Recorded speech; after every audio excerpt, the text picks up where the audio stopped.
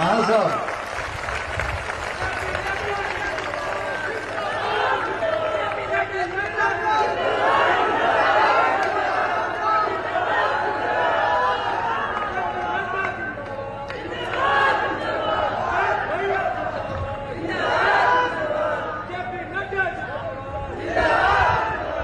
आज के इस विशाल जनसभा में मेरे साथ उपस्थित बिहार सरकार में मंत्री और मेरे युवा साथी, जिनके साथ मैंने लंबे समय तक काम किया, पार्टी के वरिष्ठ नेता भाई नंद किशोर यादव जी, हमारे विधान परिषद में सदस्य और हमारे वरिष्ठ साथी जनता दल यूनाइटेड से भाई दिलीप चौधरी जी, आपके बहुत ही लोकप्रिय प्रत्याशी और हमारे युवा साथी श्री जीवेश कुमार जी, जो डाले से भाजपा के प्रत्याशी हैं, श्री सुजीत मल्लिक जी, जिला के महामंत्री, श्री विपिन पाठक जी, मंडल के अध्यक्ष डाले, श्रीमती अंजनी निषाद जी, प्रदेश मंत्री महिला मोर्चा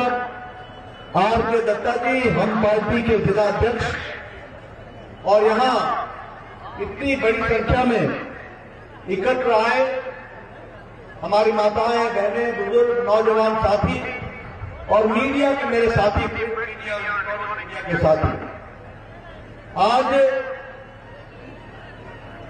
हमारे लिए राजा जनक की, मां सीता के, कविराज विद्यापति के ई पावन मिथिला भूमि के नमन करै छियै।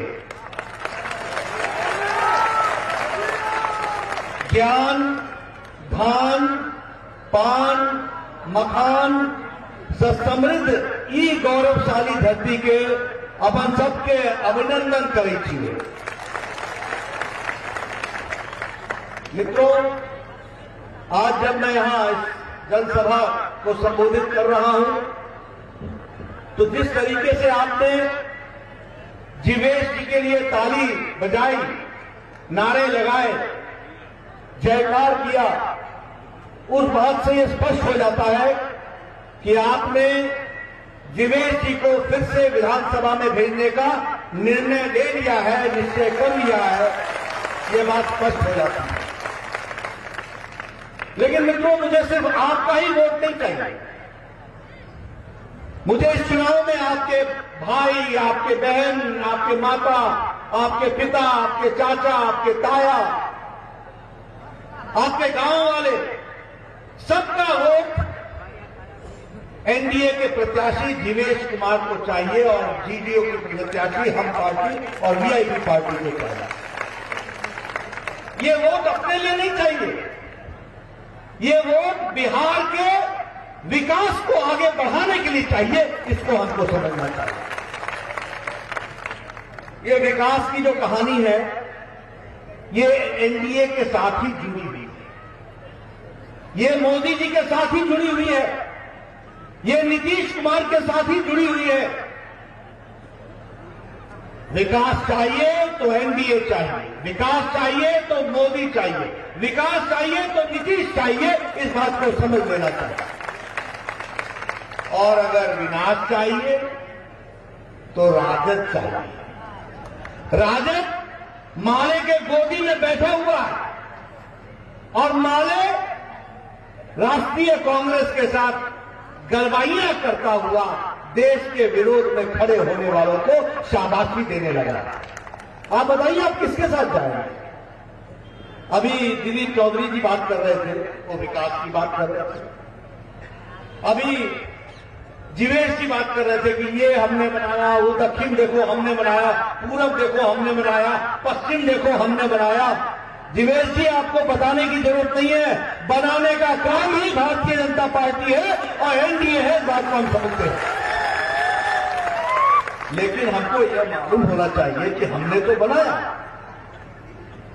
आज से 15 साल पहले चुनाव में क्या होता था मुद्दा? कोई विकास मुद्दा होता था क्या? 15 साल पहले मुद्दा होता था, हम भैंस की पिठिया पर चढ़ रही है 15 साल पहले मुद्दा होता था तेल पिलावन लठिया भांज। देखिए लाठी का नाम लेते हुए कहां को भी असर होता। तेल पिलावन लाठी भांज, ये मुद्दे होते थे चुनाव के। लालू यादव चुनाव में लठिया भांजन तेल पिलावन ये नारे लगाते थे, इसलिए कि बिहार की जनता डर जाए। वोट देना हो तो उनके पक्ष में आओ, नहीं देना हो तो घर बैठो, ये राजनीति करना। अभी इन्होंने विकास की बात की, कांग्रेस पार्टी का यहां से प्रत्याशी। मैं कांग्रेस की कहानी सुनाना चाहता हूं। इन्होंने पूरे 40-50 साल जो राज किया, कैसे राज किया। जब चुनाव आएगा तो पानी का पाइप छिपवा देंगे गांव के बाहर, और क्या बोलेंगे, पानी आ जाएगा, पानी आ जाएगा, पानी आ जाएगा। करते थे कि नहीं करते? सड़क बनानी हो तो जूनियर इंजीनियर को भेज करके चूना लगवा देते थे, यहां से सड़क जाएगा, यहां से सड़क जाएगा। और गांव के 4 आदमी खड़ा कर देते थे, हिया से नहीं जाएगा, हुआ से जाएगा। आपस में झगड़ा करा देते थे, और नेता बोलता था हम क्या करें, हम तो सड़क चाहते हैं लेकिन ये बनाना नहीं चाहते। 40 साल निकाल दिया इन लोगों ने। ये मोदी जी आए, ये नंद किशोर यादव आया तो सड़क का जाल बिछा दिया। ये बात हम आपको बताना चाहते। क्या होता है, कोई पानी वाला मुख्यमंत्री, कोई पानी वाला मंत्री, कोई सड़क वाला मंत्री, और कोई आगे विकास के लिए मंत्री, कोई बिजली वाला मंत्री। मैंने नेताओं के नाम भी काम के साथ जुड़ गए हैं। ये है 15 साल का रिकॉर्ड। और इसके पहले क्या होता था, ये अपहरण मंत्री, ये लोगों को डराने वाला मंत्री, ये जेल मंत्री, मतलब ये जेल में ही रहता है, बाहर नहीं निकलता। मित्रों, ये अंतर था। आज जो आप यहां पर भाषण सुन रहे हैं ना, 15 साल पहले 5 बजे के बाद किसी का दर्शन नहीं होता था। मैं ठीक बोल रहा हूं क्या? मैं ठीक बोल रहा हूं क्या? ये अपहरण उद्योग चलता था कि नहीं चलता था? डॉक्टरों का अपहरण होता था कि नहीं होता था? पैसे की फिरौती होती थी कि नहीं होती थी? और नेता लोग इसमें इन्वॉल्व होते थे कि नहीं होते थे? ये नीतीश कुमार आए तो बिहार में सुशासन आया। इसके पहले कुशासन था। इस बात को ध्यान में रखना चाहिए, इसको मैं आपको बताना चाहता हूं। आखिर देखिए, पिछला चुनाव नीतीश कुमार जी ने तो लालू जी के साथ लड़ा था ना, क्यों छोड़ दिया? वो तो मुख्यमंत्री थे, क्यों इस्तीफा दे दिया? इसलिए कि नीतीश कुमार का सुशासन लालू के कुशासन के साथ नहीं चल सकता था, इसलिए छोड़ दिया। ये बात हमको समझनी चाहिए। और देखिए 3 साल में क्या हुआ। मोदी जी ने कहा था मैं 1,25,000 करोड़ रुपए दूंगा। मैं आपको बताने आया हूं, 13,000 करोड़ रुपए किसान को दिया है, 1,000 रुपए शिक्षा के लिए दिया है, 600 करोड़ रुपए स्वास्थ्य के लिए दिया है, और 600 करोड़ में दरभंगा का all India institute of medical sciences 1,300 crore का अलग से मोदी जी ने दिया है। जब मैं स्वास्थ्य मंत्री रहा तब दिया। और इसको छोड़ दीजिए, दरभंगा के हॉस्पिटल के लिए 500 करोड़ दिया अलग से, उसमें 500 बिस्तरों का इंतजाम किया, सड़कों का जाल बिछाया, NH हाईवे बनाया कि नहीं बनाया? दरभंगा से जयनगर का डबल लेन इलेक्ट्रिफिकेशन हुआ कि नहीं हुआ? तो इसके लिए कुल मिलाकर के रेलवे में 8,870 करोड़ रुपए खर्च किए। उसी तरीके से बिजली घर घर पहुंची कि नहीं पहुंची? 24 घंटे चला था कि ना? तो ये कैसे हुआ? 13,500 करोड़ रुपए बिजली पर खर्च किया मोदी जी ने नीतीश कुमार जी के समय में। इसको समझना चाहिए। हाईवेज पर खर्च किया 54,000 करोड़ रुपए, सड़कों पर खर्च किया, जिसके बारे में आपसे 129 करोड़ रुपए की जीवेश की बात कर रहे थे, हाईवे पर खर्च और सड़क पर खर्च हुआ है कुल मिलाकर के 13,820 करोड़। मैं रिपोर्ट कार्ड रख रहा हूं दोस्तों, ये मोदी जी की सरकार में पार्टी का अध्यक्ष हूं, आता हूं तो पाई का हिसाब देता हूं जनता को। ये हमारी आदत है, ये हम आपको बताना चाहते हैं। इसलिए मित्रों, ये बात ध्यान में रखनी चाहिए कि भारतीय जनता पार्टी या एनडीए की सरकार जहां रहती है वहीं विकास होता है। इसके साथ साथ मैं यह भी कहना चाहूंगा कि अभी कोरोना आया, अभी अमेरिका का नतीजा आ रहा है। अमेरिका में क्या आरोप लगा कि डोनाल्ड ट्रंप कोरोना को ठीक ढंग से हैंडल नहीं कर सका, यही है ना आरोप। लेकिन 130 करोड़ के देश को मोदी जी ने कोरोना से बचा लिया, समय पर फैसला लेकर के, ये हमको समझना चाहिए। बोलिए सच्चाई है कि नहीं है कि जिस दिन उन्होंने लॉकडाउन लगाया उस दिन हमारी कोरोना को टेस्ट करने की कैपेसिटी के लिए एक लेबोरेटरी थी, सिर्फ एक। और लॉकडाउन की अवस्था में 1650 टेस्टिंग लेबोरेटरी खड़ा करने का काम नरेंद्र मोदी ने किया और आज प्रतिदिन 15 लाख टेस्टिंग हो रही है कोरोना की, 15 लाख लोगों की टेस्टिंग हो रही है। उस समय एक भी कोरोना का डेडिकेटेड हॉस्पिटल नहीं था, आज 1650 हॉस्पिटल मोदी जी ने बनाए हैं। उस समय एक भी डेडिकेटेड बेड नहीं था, बिस्तरा नहीं था हॉस्पिटल में, आज 4.5 लाख बेड हैं और 4 लाख वेंटिलेटर की व्यवस्था की है और प्रतिदिन पीपीई किट भारत 4.5 लाख बना रहा है। इस तरीके से मोदी जी ने दवाई लड़ी कोरोना की, हमको मालूम है। 150 देशों को पैरासीटामोल और HCQ की दवाई पहुंचाई, 150 मित्रों। ये कहानी मैं आपको इसलिए सुना रहा हूं क्योंकि हमें मालूम होना चाहिए कि काम करने वाले नेता और उनके माध्यम से काम कैसे किया जाता है। क्या यह सच्चाई नहीं है कि मोदी जी ने 80 करोड़ की जनता को कोरोना के समय में 5 किलो गेहूं, 5 किलो चावल और 1 किलो दाल देने का इंतजाम किया कि नहीं किया? किया कि नहीं किया? और मार्च महीने से लेकर छठ तक, दिवाली तक 5 किलो गेहूं या 5 किलो चावल और 1 किलो दाल हर व्यक्ति के लिए 80 करोड़ की जनता के लिए इंतजाम किया।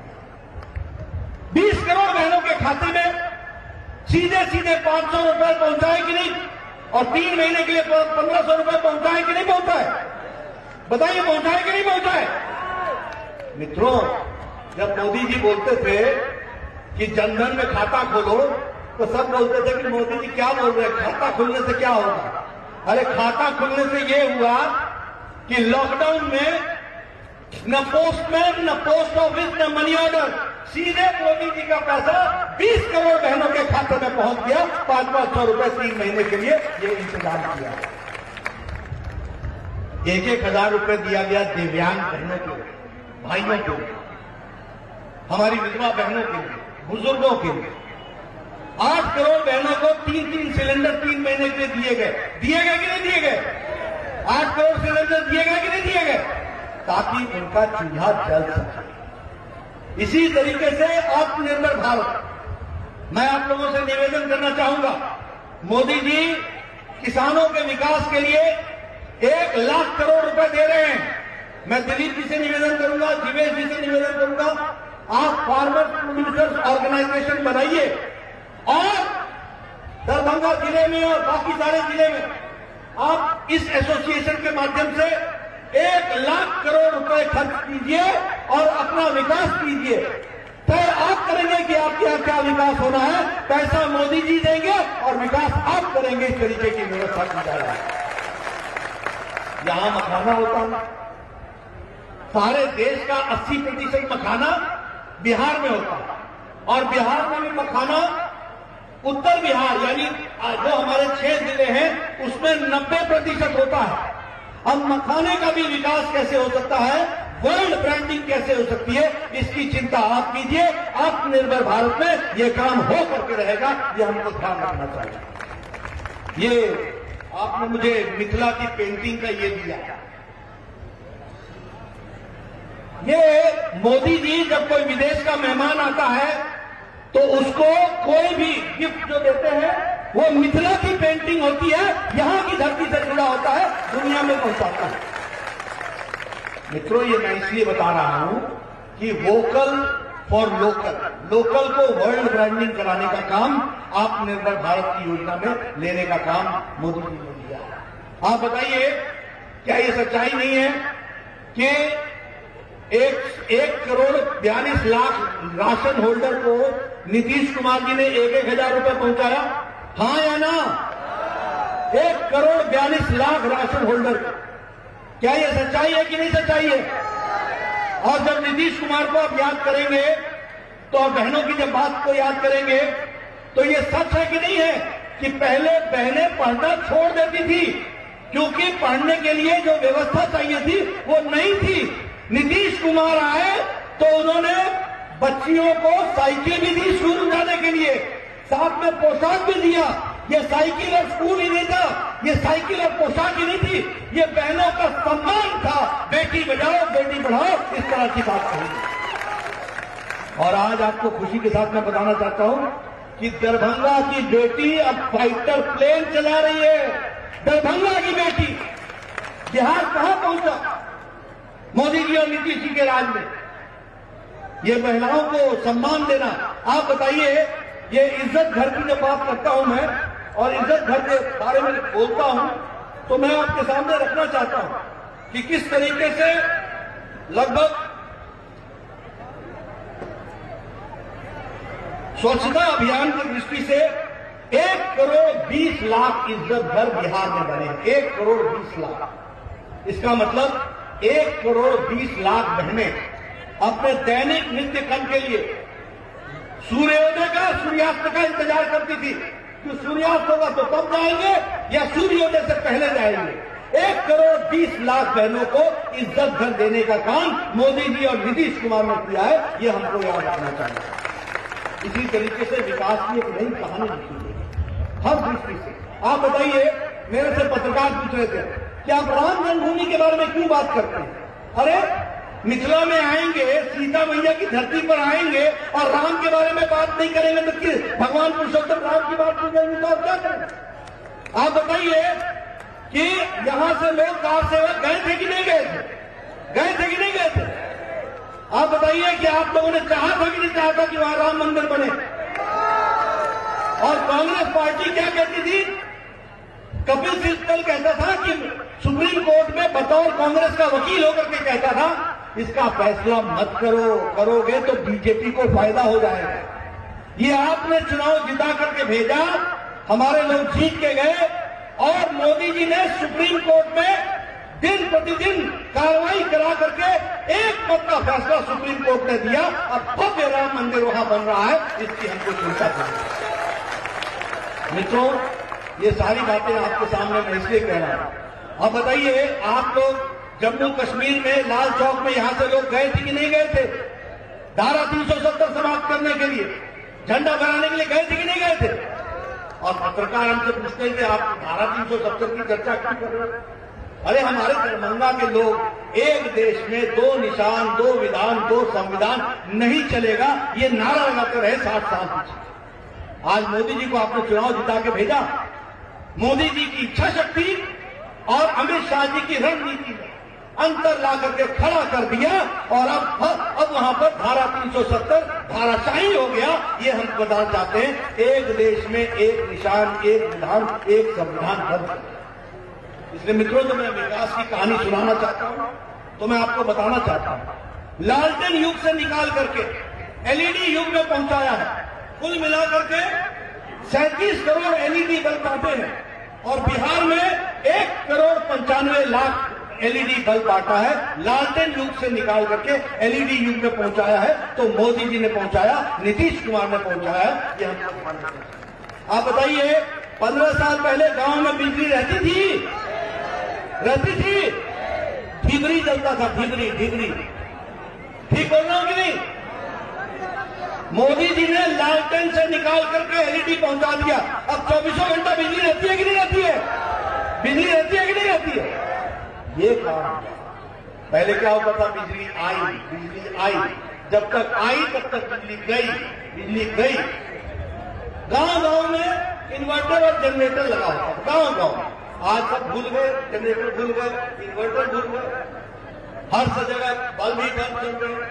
उसी तरीके से प्रधानमंत्री किसान योजना के तहत 6,000 रुपए बिहार में 74 लाख किसानों को मिला है और सारे देश में 10 करोड़ किसानों को मिला है। ये मैं आपको बताना चाहता हूं। विकास की नई कहानी लिखी गई है, हर तरीके से विकास किया गया। इसलिए मैं मित्रों आपको बताना चाहता हूं, लालटेन से निकल के एलईडी पर जाना, बाहुबल से निकल करके विकास बल पर जाना, उसी तरीके से लूट राज से निकल करके लॉ एंड ऑर्डर पर जाना, लूट राज से निकल करके डीबीटी पर जाना, यानी सीधे खाता में पैसा पहुंचना, ये काम संभव किया तो मोदी जी ने किया है और बिहार की धरती पर नीतीश कुमार ने डाला है। इसको हमको ध्यान रखना। अभी आजकल चुनाव में लोग आ रहे हैं, कह रहे 10 लाख नौकरी देंगे, 10 लाख नौकरी देंगे। अरे भाई 10 लाख नौकरी तो तब दोगे जब पहले बिहार की जनता को हिसाब दो कि तुम्हारे पिताजी के राज में, लालू जी के राज में जो 25 लाख लोग यहां से पलायन कर गए, उनका कौन हिसाब देगा? 25 लाख लोग बिहार छोड़ के चले गए 15 साल पहले। और क्या बोलते थे लालू जी? लालू जी बोलते थे कि बिहार के लोग अंगोछा पहन के, गंजी पहन के जाता है और टाई सूट पहन के लौटता है।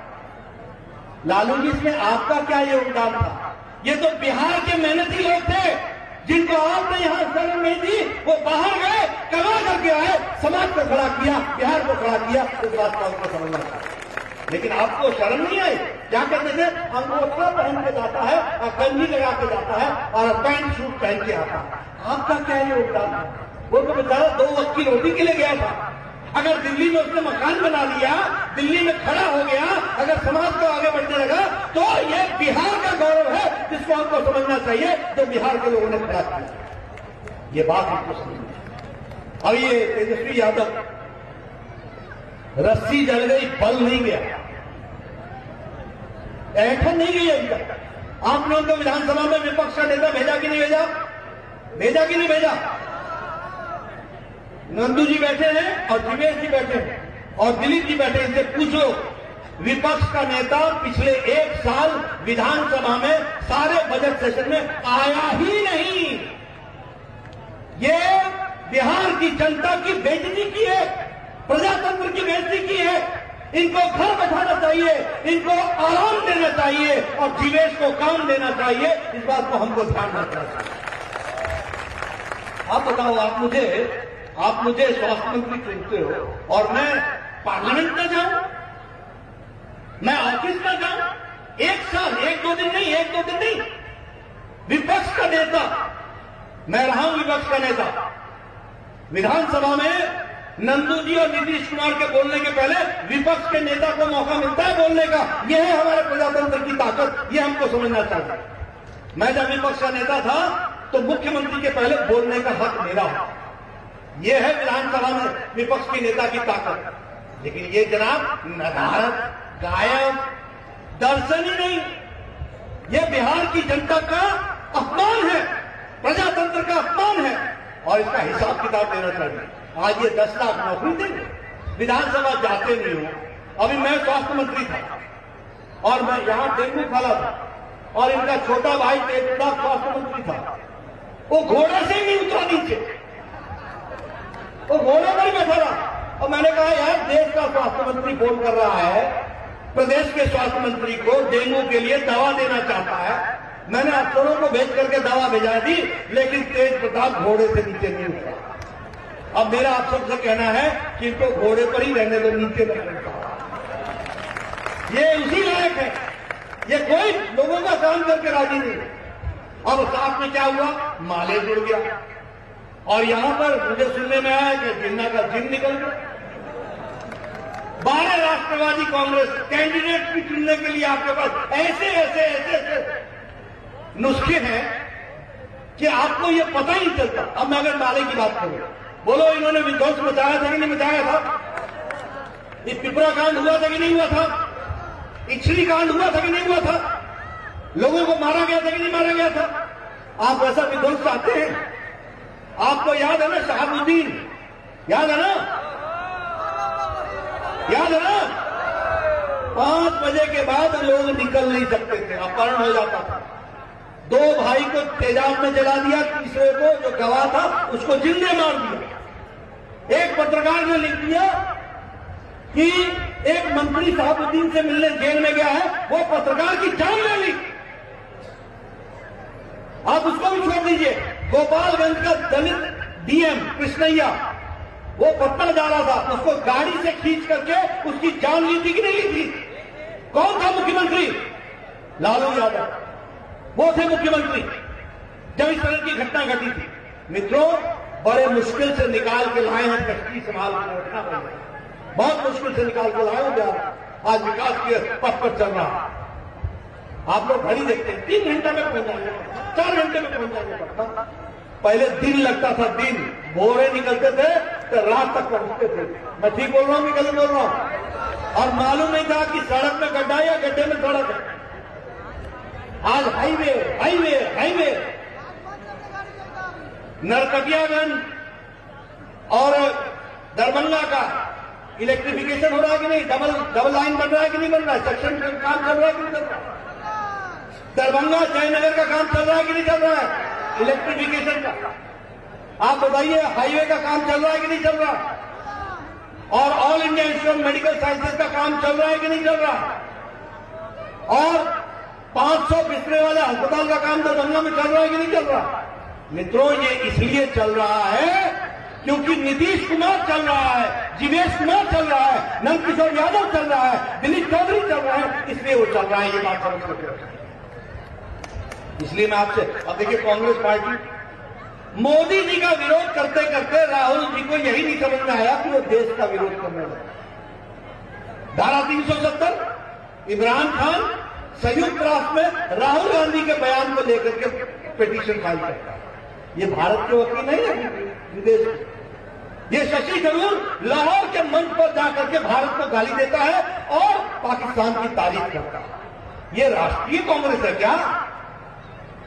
ये पी चिदम्बरम पूर्व गृह मंत्री बोलता धारा 370 हटा देंगे, धारा 370 फिर से लागू कर देंगे। लागू करना है क्या? लागू करना है क्या? मित्रों, इन लोगों को पहचानो, ये राष्ट्रीय कांग्रेस कैसे है, इनको पता ही नहीं चल रहा। ये मणिशंकर अय्यर पाकिस्तान में जाके बोलता है कि मोदी जी को हटाओ, पाकिस्तान हटाएगा? अरे भारत की जनता मोदी जी के साथ अटूट खड़ी है और देश आगे बढ़ रहा है। इस बात को हमको समझना चाहिए, इसको हमको ध्यान में रखना चाहिए। इसलिए मित्रों, मैं आपसे निवेदन करने आया, अपने भाग्य का फैसला आप खुद करें। एक तरफ विकास करने वाले लोग हैं, एक तरफ विद्या को आगे बढ़ाने वाले लोग हैं, कॉलेज खोलने वाले लोग हैं, सड़क बनाने वाले लोग हैं, आगे विकास के नए नए आयाम खड़ा करने वाले हैं, लॉ एंड ऑर्डर को मजबूती से लागू करने वाले लोग हैं, और एक तरफ लॉ एंड ऑर्डर तोड़ने वाले लोग हैं, विकास को रोकने वाले लोग हैं। आप बताइए, लालू जी बोलते थे कि नहीं बोलते थे, सड़क पहुंच जाएगा तो पुलिस आ जाएगी? क्या क्या क्या आपके आर्ग्यूमेंट क्या था? आपके तर्क क्या थे? अरे सड़क मांगता है, सड़क आए तो पुलिस आ जाएगी, मत मांगो। तो इस तरीके से तुमने लालटेन युग में पहुंचाया बिहार को, मुसीबत में डाल दिया। आज बिहार का एक एक व्यक्ति आज गौरव से महसूस कर रहा है कि हम बिहारी हैं और हम विकास कर रहे हैं और विकास में हमारा योगदान है। इस बात को बिहारी आज कह रहा है। इसलिए मित्रों, मैं आपसे निवेदन करने आया हूं कि आप जीवेश कुमार जी को जिताइए, और सिर्फ जीवेश कुमार जी को नहीं जिताइए, अपने चाचा ताया सबसे बातचीत कीजिए और सब लोगों को आप बताइए कि विकास एनडीए कर सकता है, नरेंद्र मोदी कर सकते हैं, धरती पर नीतीश कुमार उतार सकता है, यहां जीवेश कुमार उतार सकता है, और सड़क का काम नंदकिशोर यादव संभाल सकते हैं। ये हमको बताना पड़ेगा। मुझे पूरा याद है, मुझे पूरा विश्वास है कि आप सब लोग इस काम को करेंगे। आपने मेरी बात बड़े धैर्यपूर्वक सुनी, इसके लिए मैं आपका धन्यवाद देता हूं। बिहार के लोग वैसे भी राजनीतिक चेतना बहुत ज्यादा रखते हैं, उनकी राजनीतिक चेतना प्रबल होती है, उनको अपना भला बुरा समझने में कोई समझाने की जरूरत नहीं पड़ती है। इसलिए मैं ये बातें आपको मैंने जरूर की, लेकिन ये सारी बातें आपके जहन में पहले से भी थी, आप इस पर आगे बढ़े। इन्हीं शब्दों के साथ बहुत बहुत धन्यवाद। जय भारत, जय बिहार, जय गुजरात। बहुत बहुत धन्यवाद आदरणीय माननीय राष्ट्रीय अध्यक्ष महोदय। एक बात अहाँ